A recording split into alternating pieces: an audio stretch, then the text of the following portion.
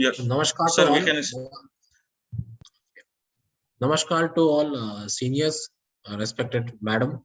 And today's session is on head and neck cancer overview, screening and precautions.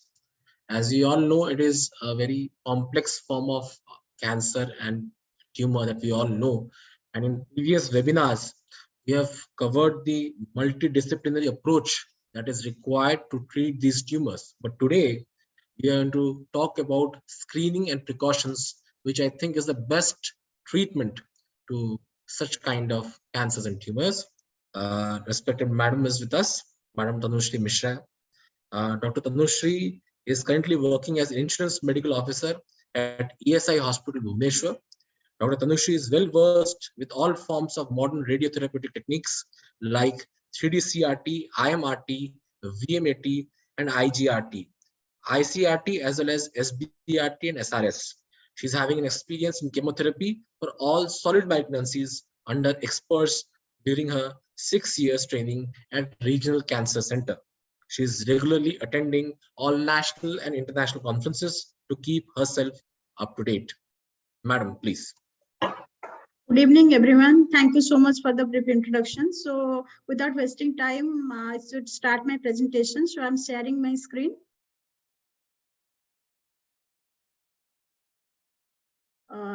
Visible to all? Is it visible? No, madam, not yet. Okay. So today we'll be talking about No, it's not visible, madam. It's not visible. Yeah.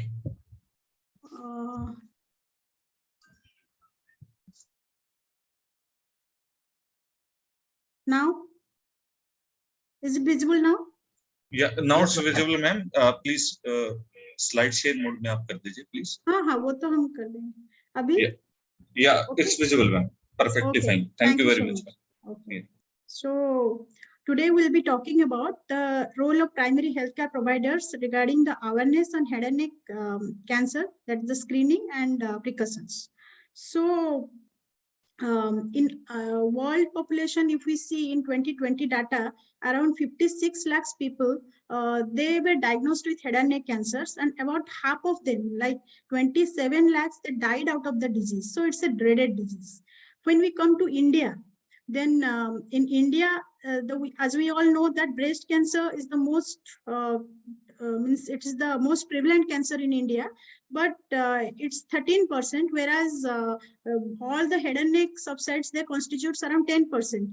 Lagbhag pass dono. So all sorts of subsets like lip, oral cavity, larynx, hypopharynx, oropharynx, they all come under the same group of head and neck cancer. They constitute around 10% of all carcinomas in the head and neck region that every year that occurs in India. So it's an alarming thing for all of us, and we, the healthcare providers, we are responsible for seeing the patient at an early stage and diagnosing him and sending him to a tertiary center for the better treatment, so that we can add some years to his life. So head and neck cancer, usually it's a group of cancer, as I have said, that it constitutes from the lip, oral cavity, piriform fossa, paranasal sinuses, everything that comes under head and neck cancer. So 90% head and neck cancers, they are all squamous cell carcinomas. And according to the Indian experience, both men and women are equally vulnerable for this cancer in India.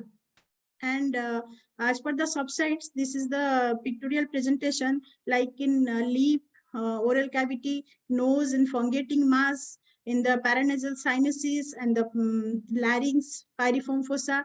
These are the common sites, and people will present to us with these kind of things. So we should be very much careful while seeing such a patient. We must first raise the suspicion of malignancy in these type of cases. So as we know, the risk factors are almost similar in all kind of carcinomas. The same things: alcohol, tobacco, faulty diet habits, means low fiber and high calorie diet, betel nut chewing, radiation exposure is occupational risk factor associated with few people, but others are avoidable risk factors which we can avoid. HPV virus, EB virus, hepatitis C virus, HIV virus. Then again, this occupational exposures of few chemicals, radiation, etc., and genetic predisposition that we cannot do anything, but at least alcohol, tobacco, and our faulty diet habits that we can change for precautions of such kind of cancers. Then coming to the clinical presentation. So the clinical presentation depends on the site of the cancer. When it occurs in the oral cavity, the main, we can see there is a history of long-standing leukoplakia or erythroplakia or non-healing mouth ulcers. When such patients come to us, we first ask him about the history of smoking or tobacco chewing, alcohol, all these things. If present, we must raise the suspicion of it could be a pre-malignant condition, and we must send the patient for a scrap cytology. I will come to that later. Then if it's a pharyngeal tumor, then that will be obstructive sleep apnea, snoring. Means snoring is not a funny thing to joke about. It's a serious thing. It could be a serious thing. It could be a thing that is caused due to airways obstruction by some tumors. Dyspnea, dysphagia, means odynophagia, all these things could be the sign of pharyngeal tumors. Then in larynx, if there is something, that would be a hoarseness of voice, a long-term hoarseness of voice, and dyspnea, chronic cough, like that. And general symptoms of head and neck region may be a pain in the ear and airways obstruction, dyspnea, and esophageal obstruction, difficulty in swallowing, or any visible mass in the head, neck region or in the face region. And the as usual symptoms like pain, weight loss, bleeding, all those things are the clinical presentations. Then what is the first step of diagnosis and patient evaluation? What should you do? First thing is history and physical examination, which is the main thing we teach in our MBBS career, which we gradually forget in our clinical practice, but we should not leave it. We should always take a very thorough history of the patient and examination of the site. So after history taking, we must do a very good thorough neck examination. Neck examination should always be done in the flexed neck position, the side flexed, laterally flexed position, with the hand only, not with gloves in the hand only. And then indirect mirror examination or a flexible fiber optic endoscope to see the larynx. Then if we suspect anything else, then we must go for a laryngoscopy, bronchoscopy, esophagoscopy for detailed evaluation of the aerodigestive tract. Then if we see something, we must send the thing for an expellorative cytology or incisional biopsy or a fine needle aspiration cytology to determine whether the tumor is malignant or it's a benign thing or something like. We have to be sure about that. After that, when we know that it's a cancer, then we must do a imaging study. Imaging study, it helps us to know the degree of the local infiltration and involvement of localized lymph nodes or presence of distant metastasis or any secondary tumor in the body. So for that, we need further assistance of higher imaging techniques like CT, MRI, PET. I will come to that. First, coming to our main topic of concern is screening. So how to do screening? Screening in head and neck cancer is possible because we know the risk factors, we know the signs and symptoms. What are they? If we can detect the disease earlier with a better screening procedure, then we can save some years in a patient's life. Suppose in this picture, we can see that in the due course of the disease, the patient is having few benchmarks in her life, that is A, B, C, D, and E. A is initial cancer, then B is when it is clinically means possible to assess the cancer, and C is the first symptoms when occur. Patient can know that I am having something, and D is the death due to ineffective screening, that we could not diagnose the case and the patient died before time. And E is the usual time of death where the patient died with adequate treatment with proper screening and diagnosis. So we can help the patient to live D to E time period if we do a proper screening in proper time. So to evidence this thing, we have certain many studies in our books to help to subsidize this, but I have a few to narrate you. It's a comparison of community-based and hospital-based head and neck cancer screening campaign identifying risk factors of individuals in early disease. So the objective of this study was to determine whether a hospital-based or a community-based head and neck cancer screening strategy is more effective in identifying risk factors, individual signs and symptoms, and finding consistent with head and neck cancer. So this design was made in such a way that two cohort of people were taken. It was a retrospective study, and one was hospital based, second is community based. Hospital based was one open to all hospitalized patients regardless of their age, sex, medical history, tobacco, ethanol consumption, etc. The screening participants, they completed a questionnaire telling pertinent to the medical history and exposure to risk factors and any symptoms of the head and neck cancer. So after the questionnaire is filled, all patients were subjected to physical examination by ENT resident doctors under supervision of faculty members. Similarly, the community-based screening was done on a motorbike speed one race event during the year of 2009 to 11, and the event was prompted through email and newspaper and on in other websites so that people could know about that. They also filled the questionnaire. After that, similar examination was performed. And result, what we found that in the hospital-based population, the normal symptoms like earache, tooth problem, all those things were less. Whether community-based, they are having more of this normal complaints, but serious problems like lump, any swelling, hoarseness, all those things we found in the hospital-based population in more number. So after that, when we after seeing the initial findings on the questionnaire, we went to the physical examination. After physical examination, we found that majority of community-based patients were normal. They had no problem. They were means very less of them were at risk of developing cancer, but in the hospital-based population, more people were at risk of development of head and neck cancer. By that, to these screening models attract fundamentally to different types of participants in both the groups may benefit from screening for different diseases. One has a higher rate of risk factors, and early stage of head and neck cancer might be discovered while more readily treatable, whereas the other cohort, they had a higher rate of concerning symptoms in the hospital group, and the finding and screening might use to diagnose and rule out head and neck cancer at a very early stage. So community cohort, by nature of their higher rate of risk factors, and the hospital cohort, by virtue of their higher rate of concerning signs and symptoms, they are found on physical examination. So these two population, we screened them, and we could find that we can better diagnose and treat the patients at the earlier stage rather without screening. So after we screened the patient, we found some people with some symptoms. We did the initial examination, what I told in my previous slides. Now coming to imaging. So imaging in the first, now everyone is talking about PET scan. So what is PET? This is a positron emission tomography.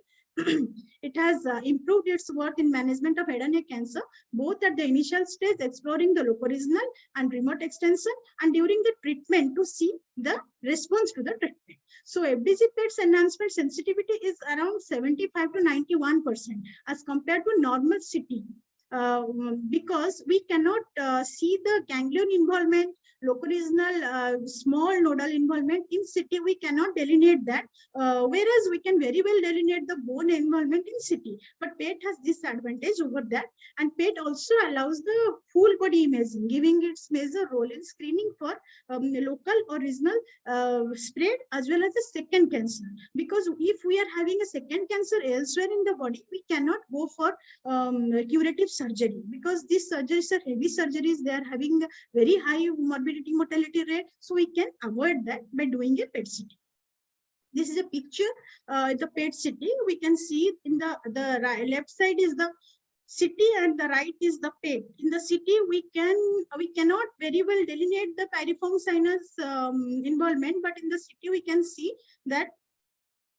In the PET, we can see there is a level 3 node involvement, whereas the piriform fossa sinus, there is a metabolically active lesion. So elsewhere in the head and neck region, there is no other lesion found. So we can go for a curative treatment in this patient. So this is very important to do a pre-treatment PET CT in every head and neck cancer patients. So the PET is currently essential to initial assessment of grade 3, grade 4 tumors wherever remote dissemination or a second tumor is suspected.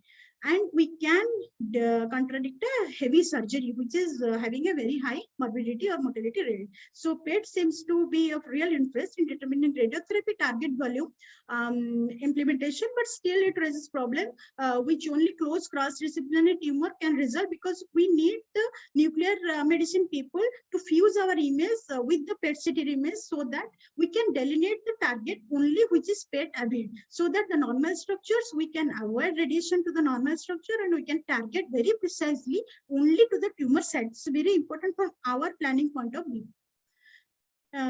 Next is coming to the oral cavity and oropharynx cancer. These are very easily diagnosed because it is exposed part. This exposed part, we can see our oral cavity and oropharynx area, and 5-year survival correlates direct to the stage of first diagnosis. So early detection can lead a better survival. And the continuing input into the patient's information and ongoing education of community-based physicians and dentists are equally important. When the physician and dentists are equally, they are informed about the early screening and detection of head and neck cancer, they can easily diagnose a large number of oropharynx and oral cavity cancer patients at very early stage, so that they can have a better life. And first consideration about the early detection and screening, these things were long back in 1969, 70s thing, and after that a lot of papers have been published, and it is evident now that we must do a early screening procedure in even head and neck cancers. So primary care providers are the first line of detection for this very tumor, and astute recognition of concerning symptoms and physical examination finding can lead to a timely and appropriate referral to an ENT or any surgical oncology for evaluation of the patient. So diagnostic delay due to physician-related variables as opposed to the patient-related is very important, and an independent risk factor that can decrease the survival. In laryngeal cancer, it has been studied, but it's true for all subsets of head and neck cancers. And therefore, it is essential for primary care providers to have a good understanding of these common findings on history and physical examination of patients with head and neck cancers. So to summarize, till now what I talked about, that suspicious head and neck lesions should be referred to an ENT specialist. ENT examination should include a fiber optic and laryngoscopy, allowing excellent visualization of the entire orodigestive tract, including the larynx and hypopharynx. There is up to 10% incidence of second primary in the upper orodigestive tract in patients with head and neck cancer. So careful examination essential, because we are going for a curative treatment, so we must exclude the second primary. Then concerning lesion, identifying and physical examination should be biopsied and to obtain tissue diagnosis. And most commonly primary site isolated nodal metastasis from head and neck carcinoma is the oropharynx and nasopharynx. A fine needle aspiration from the neck mass should be considered. Generally, this will be performed after appropriate imaging has been performed, and frequently done under ultrasound guidance, so that we can precisely prick to the not to the cystic area, but to the solid area of the node. And CT scan with contrast is very much important for assessing the cortical bone involvement, nodal involvement, retropharyngeal node involvement, and now the MRI is also very much important to assess the base of the skull, nasopharynx. With all these in advance, there is PET scan. PET scan is answered to all. We can see the soft tissues as well as bone involvement and any secondary primary things, so that we can assess the stage of the disease. So after diagnosis, physical examination and staging, we will treat the patient, and after treating, follow-up is very important. Follow-up evaluations at regular intervals should be complete, and should be done on a focused history and examination. Physician who can perform a head and neck examination, including a laryngoscope, should directly follow. After surgical treatment, evaluation is usually required. The visits to the head and neck surgeons. Patient treated with radiation should be followed by the radiation oncologist or by a head and neck surgeon.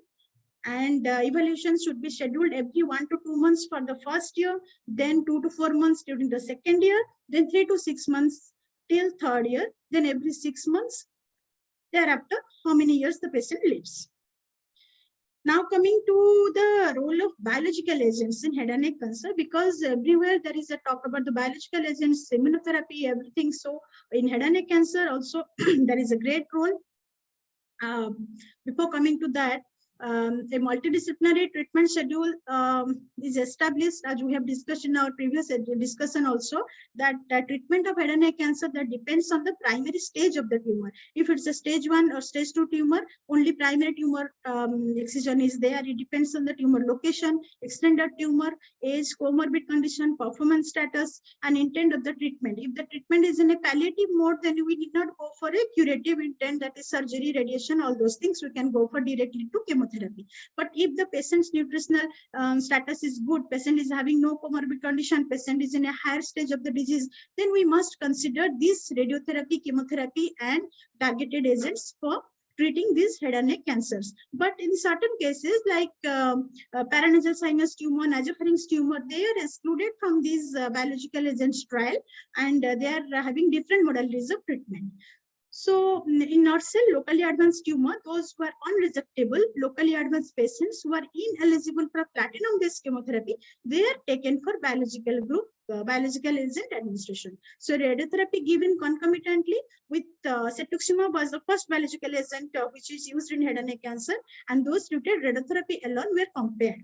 So after comparison, we found that when cetuximab is used concomitantly with radiotherapy, there is a higher response rate, longer disease-free survival, and longer overall survival. So with this background, now we can see the different comparisons regimens, like injectable chemotherapy and radiotherapy, then coming to cisplatin radiotherapy, and this Ibritex is the cetuximab radiotherapy, then biomab is nimatuzumab radiotherapy, last is biomab, chemotherapy, and radiotherapy. It has a highest response rate, a median survival advantage is more than 60 months. So it's like cure.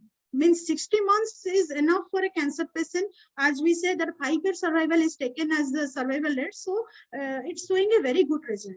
So coming to this chemotherapeutic agents, what you use in head and neck cancers, usually you use paclitaxel, docetaxel, doxorubicin, methotrexate, 5-fluorouracil. But this all the agents, they are administered intravenously along with radiation. So they cause myelosuppression, hypersensitivity reaction, then sometimes hearing loss, and ototoxicity, nephrotoxicity, MSCs, diarrhea are various common side effects we have to deal with, and we have to keep the patient sometimes absent from all the chemotherapy, radiotherapy treatment to cope up and to return back to the normal stage. So all these troubles are always there. So we need a better molecule which is having a less side effect and better efficacy. So as we seen in the bar chart, that this biomab, radiation, and chemotherapy has a better result. So we should know something about this nimatuzumab. What is this nimatuzumab? Nimatuzumab is the humanized monoclonal antibody against the specific epidermal growth factor EGFR. There is a phase 2 study, which is the best study regarding the safety and efficacy of this nimatuzumab molecule. It has been shown that nimatuzumab, when used with radiotherapy and compared with radiotherapy and chemotherapy regimen, there is 100% overall survival benefit as compared to only CTRT. Whereas it is used with radiotherapy alone, it has a 76% survival benefit as compared to radiotherapy alone. So significant response rate achieved in combining nimatuzumab to chemotherapy and radiotherapy.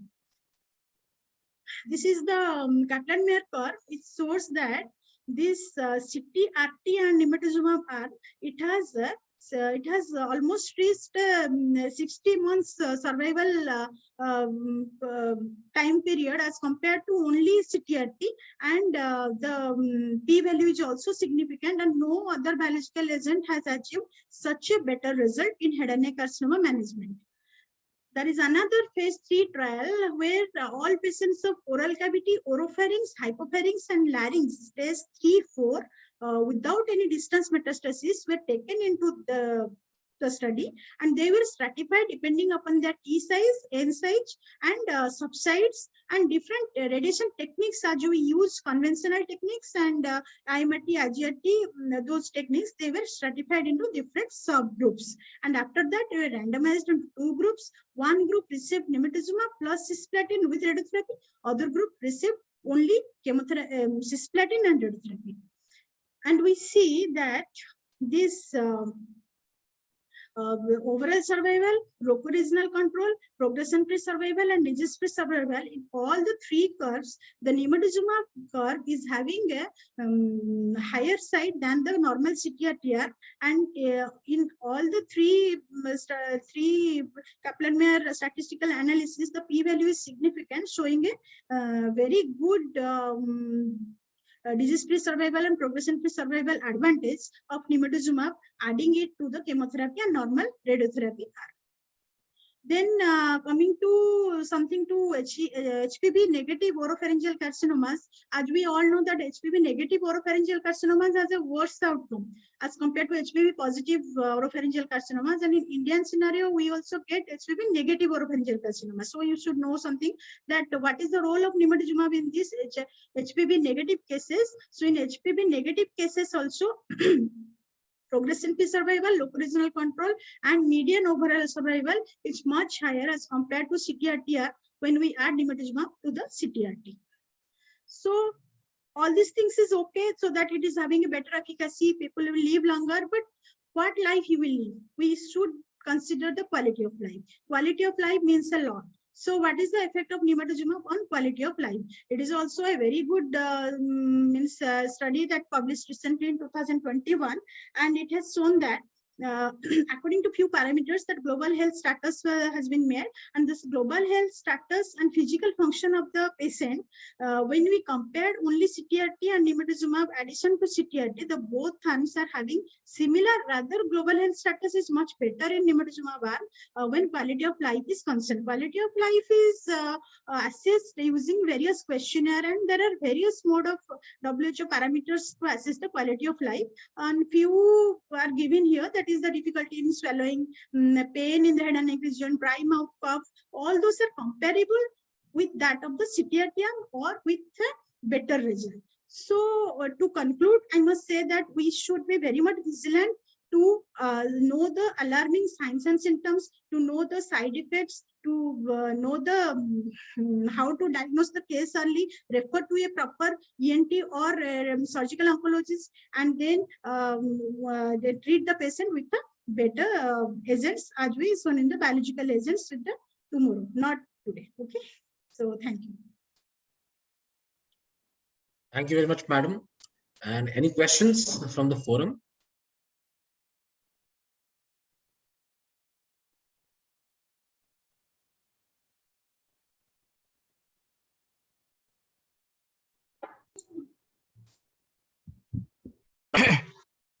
Yeah, I'm Dr. Dlera. I just wanted to ask regarding the difference between the targeted therapy and the immunotherapy, and then its use in different types of cancer. Thank you. Well question. Targeted therapy is almost similar to immunotherapy, that are targeted against a particular ligand. Like we have talked about this biomab, nemolizumab. It's a targeted therapy. It acts on the EGFR receptor. Whereas immunotherapy, I can tell you an example like PD-L1 inhibitor, like pembrolizumab, that acts on the cell cycle, CDK4 and CDK8. That convert, you must remember the cell cycle G1, G2, MSH. So in that pathway, the immunotherapy agents, they act on that pathway, and targeted therapy act on the cell membrane or in the nucleus on the receptor molecule. EGFR is a cell membrane molecule that acts on that. That's the targeted agent, and immunotherapy acts on the cell cycle. Achha.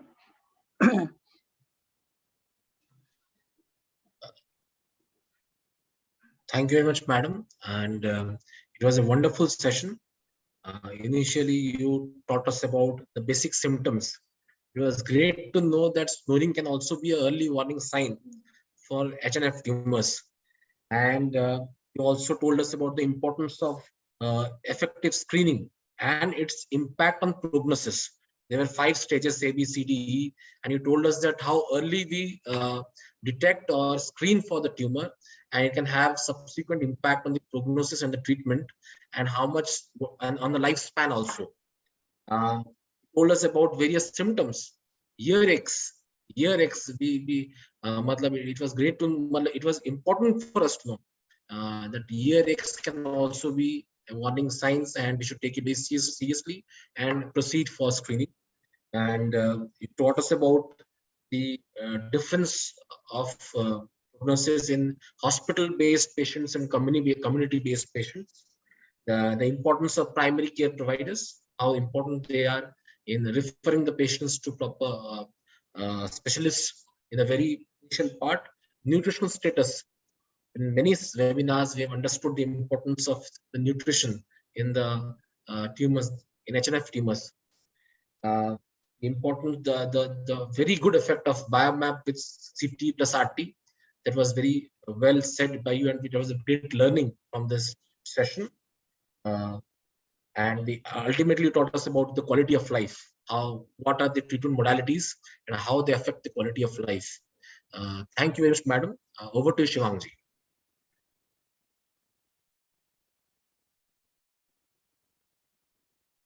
Mr. Shivang, are you there?